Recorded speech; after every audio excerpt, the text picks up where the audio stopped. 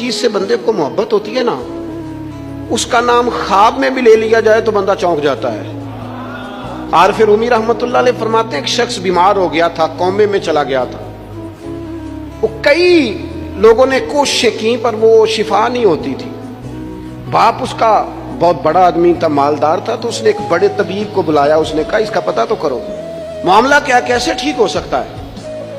तो वो तबीब कहने लगा कि ये ना किसी से मोहब्बत करता है, जिससे मोहब्बत करता है उससे बिछड़ गया है और उस गम में इस कैफियत में चला गया, दवाइयां शवाइयां असर नहीं करेंगी। तो वो कहने लगा हमें तो पता भी कोई नहीं किससे इसका प्यार है, किस दोस्त की, किस महबूब की जुदाई में ये परेशान है, तो कैसे पता करें। तो वो तबीब सियाना था, उसने कहा ये कौन कौन से मुल्कों में जा चुका है। उसने मुल्कों के नाम लिए तो उस तबीब ने ना उसके कान में उन सारे मुल्कों का जिक्र किया। जब वो वाला मुल्क आया ना तो हल्का सा चौंका वो। कहने लगा अब इस मुल्क के अंदर जितने शहर हैं उनके नाम बताओ। वो शहरों के नाम लिए तो जब वो वाला शहर आया ना तो वो जरा थोड़ा सा ना और चौंका। कुछ उसने अब हाथ पैर भी हिलाने शुरू किए। कहने लगा अब उस शहर के अंदर जितने मोहल्ले हैं ना उन मोहल्लों के नाम लो।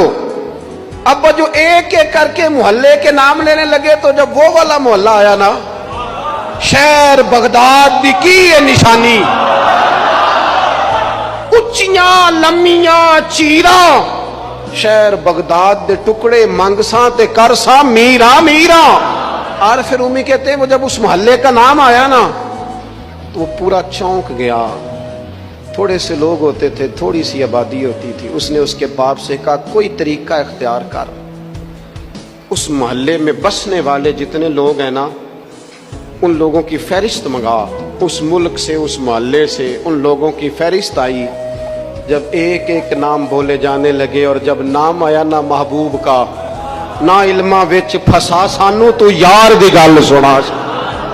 और जब नाम आया ना उस महबूब का तो पहले उसके हाथ कांपे, फिर उसकी नजर फड़की, फिर उसकी आंखों में आंसू आए और फिर उसने आंखें खोल के हाथ थामा अपने बाप का और रो के कहने लगा बाबू आया है, वो यहां है, मुलाकात हो जाएगी। से समझ आ गई इसकी शिफा कहां है।